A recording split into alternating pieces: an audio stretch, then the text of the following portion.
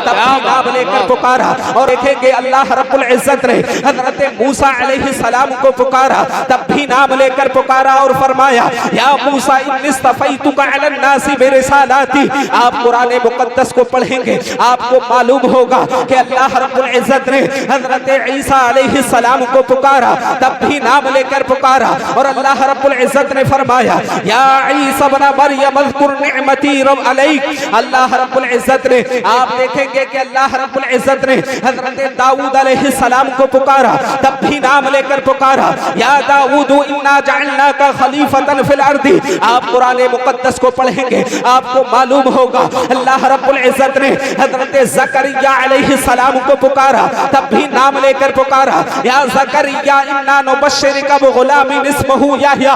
आप देखेंगे अल्लाह रब्बुल इज्जत ने हजरत ईसा हजरत यहया अलैहि सलाम को पुकारा, तब भी नाम लेकर पुकारा और फरमाया या यहया खुदिल किताबा बिक़ुव्वा। कहने का मतलब ये है कि अल्लाह रब्बुल इज्जत ने भी जितने अंबिया इकराम अलैहिमुस्सलाम से कलाम फरमाया है सबको उनका नाम लेकर पुकारा है। लेकिन जब आका करीम सल्लल्लाहु तआला अलैहि वसल्लम की बारी आती है तो कुरान मुक़द्दस में आपको एक ऐसा भी मकाम नहीं मिलेगा जहां अल्लाह रब्बुल इज्जत ने आका करीम सल्लल्लाहु तआला अलैहि वसल्लम को या मोहम्मद कहकर पुकारा हो। पूरे कुरान में आका करीम सल्लल्लाहु तआला अलैहि वसल्लम को अल्लाह रब्बुल इज्जत ने पुकारा है तो कहीं यासीन कहकर पुकारा है, कहीं त्वाहा कहकर पुकारा है, कहीं या अय्युहर रसूल कहकर पुकारा है, कहीं या अय्युहन नबी कहकर पुकारा है, कहीं अल्लाह ने पुकारा तो या अय्युहल मुज़म्मिल कहकर पुकारा, कहीं आका को पुकारा तो या अय्युहल मुद्दस्सिर कहकर पुकारा।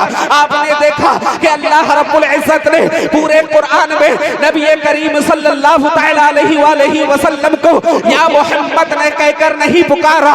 लेकिन जब उम्मत मोहम्मदिया की बारी आती है तो अल्लाह रब्बुल इज्जत ने जब न खुद नहीं पुकारा तो उम्मत पर भी रोक लगा दी और अल्लाह ने फरमा दिया ला तजअलू दुआ रसूल बैनकुम कदुआई बादिकुम बादा।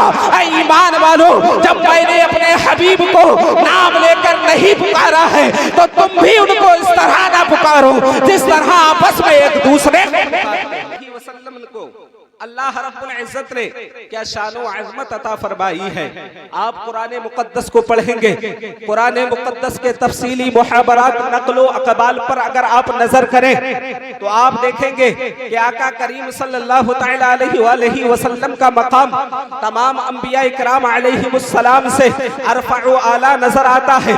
आप कुरान मुक़द्दस को पढ़ेंगे, इसी कुरान मुक़द्दस में पाएंगे कि हजरत इब्राहीम अलैहिस्सलाम बारगाह रब्बुल इज्जत में अर्ज करते हुए नजर आते हैं वला तुख़ज़नी यौम युबअसून। अल्लाह रब्बुल इज्जत जिस दिन लोगों को उठाया जाएगा, जिस दिन लोगों से हिसाबो किताब लिया जाएगा उस दिन मुझे रुसवा ना फरमाना। हजरत इब्राहीम अलैहिस्सलाम दुआ कर रहे हैं लेकिन आका करीम सल्लल्लाहु तआला अलैहि वसल्लम की जब बारी आती है सरकार ने दुआ नहीं फरमाई, सरकार ने मांगा नहीं, बिला मांगे ही अल्लाह रब्बुल इज्जत ने फरमा दिया यौम ला युख़ज़िल्लाहु नबिय्या वल्लज़ीना आमनू मअहू। अल्लाह ने फरमा दिया कि ऐ महबूब जिस दिन लोगों का हिसाबो किताब होगा अल्लाह नबी करीम सल्लल्लाहु तआला अलैहि वसल्लम और उनके साथ ईमान वाले मुसलमानों को रुसवा नहीं फरमाएगा।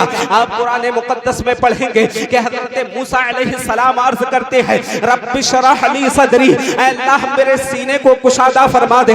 लेकिन जब महबूब की बारी आई महबूब ने सवाल नहीं किया, अल्लाह ने फरमा दिया अलम नशरह लका सदरक, ऐ महबूब हमने आपके सीने को कुशादा नहीं फरमाया। आप कुरान मुक़द्दस में पढ़ेंगे आप पाएंगे कि मूसा अलैहिस्सलाम अर्ज करते हैं वअजलतु इलैका रब्बी लितरदा, ऐ अल्लाह मैं तेरी तरफ जल्दी करके हाजिर हुआ ताकि तू मुझसे राजी हो जाए। लेकिन जब महबूब की बारी आती है तो अल्लाह रब्बुल इज्जत ने फरमा दिया वला सौफा युअतीका रब्बुका फतरदा, ऐ महबूब अन करीब तुम्हारा रब तुम्हें इतना अता फरमाएगा कि कि तुम राजी हो जाओगे। आप कुरान में पढ़ेंगे, आप कुरान को पढ़ेंगे तो आपको मालूम होगा कि हज़रत दाऊद अलैहिस्सलाम से अल्लाह रब्बुल इज्जत का खिताब होता है, वला तत्तबिल हवा फयुदिल्लका अन सबीलिल्लाह। अल्लाह रब्बुल इज्जत फरमाता है, ऐ दाऊद ख्वाहिश की पैरवी ना करना, कहीं ऐसा ना हो ख्वाहिश की पैरवी करना तुम्हें राहे हक से हटा दे।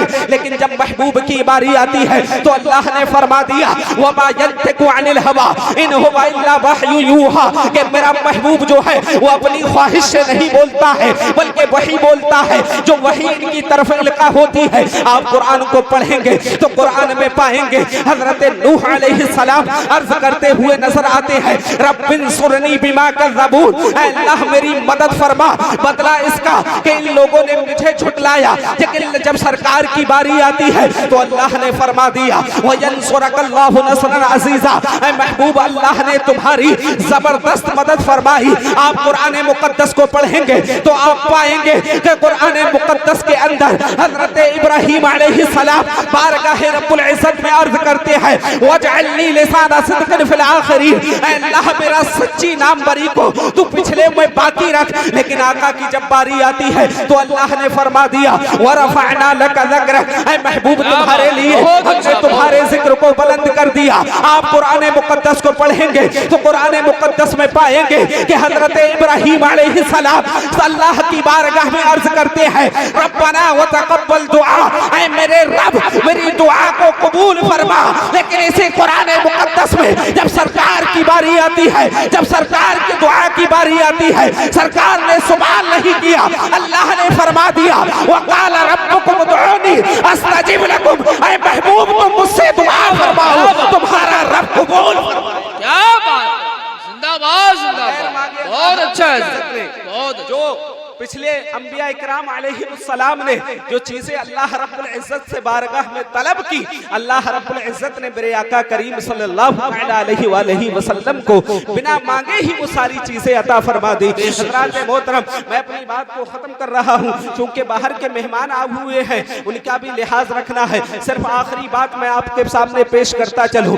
आप कुरान मुकद्दस में आपने देखा कि अल्लाह रब्बुल इज्जत ने आका करीम सल्लल्लाहु अलैहि वसल्लम का क्या मकाम मर्तबा बयान फरमाया है। हज़रात मोहतरम, आप देखेंगे कि पिछले जितने अंबिया इकराम अलैहिस्सलाम इस दुनिया में तशरीफ लेकर आए हैं, वो सब जो है किसी न किसी मखसूस कौम या किसी कबीले की तरफ भेजे गए हैं। आप देखेंगे कि अल्लाह रब्बुल इज्जत ने हजरत नूह अलैहिस्सलाम को भेजा तो उनकी कौम की तरफ भेजा। अल्लाह रब्बुल इज्जत ने हजरत हूद अलैहिस्सलाम को भेजा तो कौम आद की तरफ भेजा। अल्लाह रब्बुल इज्जत ने हजरत सालेह अलैहिस्सलाम को भेजा तो कौम समूद की तरफ भेजा।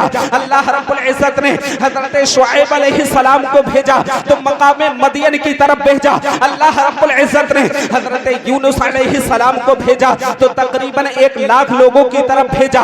आप देखेंगे कि अल्लाह रब्बुल इज्जत ने हजरत मूसा अलैहिस्सलाम को भेजा तो फिरऔन और उसके दरबारियों की तरफ भेजा। अल्लाह रब्बुल इज्जत ने हजरत ईसा अलैहिस्सलाम को भेजा तो हजरत ईसा अलैहिस्सलाम को बनी इसराइल की तरफ भेजा। कहने का मतलब वो मकसद ये है कि अल्लाह रब्बुल इज्जत ने जितने अंबिया इकराम अलैहिमुस्सलाम को भेजा है उन तमाम को किसी खास कौम या कबीले की तरफ भेजा है। लेकिन आका करीम सल्लल्लाहु अलैहि वसल्लम की जब बारी आती है तो अल्लाह रब्बुल इज्जत ने आका करीम सल्लल्लाहु अलैहि वसल्लम को भेजा तो किसी खास या कौम या कबीले की तरफ नहीं भेजा, बल्कि अल्लाह रब्बुल इज्जत ने आका करीम सल्लल्लाहु अलैहि वसल्लम को भेजा तो इस फरमान के साथ भेजा, वमा अरसलनाका इल्ला काफ़तल लिन्नासी बशीरन व नज़ीरा। ऐ महबूब, हमने तुम्हें किसी खास कौम या कबीले की तरफ नहीं भेजा है, बल्कि हमने आपको तमाम लोगों के लिए खुशखबरी और डर सुनाने वाला बनाकर भेजा।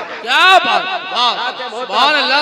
हदीस पाक का भी मफ़हूम है, सरकार ने फरमाया उरसिलतु इलल खल्क़ि काफ़ा, मैं तमाम मखलूक की तरफ भेजा गया हूँ। अब लफ्ज़ खल्क़ पर आप गौर करें, आप खल्क़ के लफ्ज़ पर गौर करें। आप मखलूकात में देखेंगे कि ज़मीन भी अल्लाह की मखलूक है, आसमान भी अल्लाह की मखलूक है, ये चांद भी अल्लाह की मखलूक है, सूरज भी अल्लाह की मखलूक है, ये जंगलात पहाड़ भी अल्लाह की मखलूक है, समंदरों दरिया भी अल्लाह की मखलूक है। इंसानों जिन्नात भी अल्लाह की मखलूक है। तो हदीस का मतलब ये हुआ कि आका जो है इंसानों के भी रसूल है, जिन्नातों को भी रसूल है, पहाड़ों सहराओं के भी रसूल है, दरिया के भी रसूल है, समंदरों के भी रसूल है, जिन्नातों इंसानों के भी रसूल है।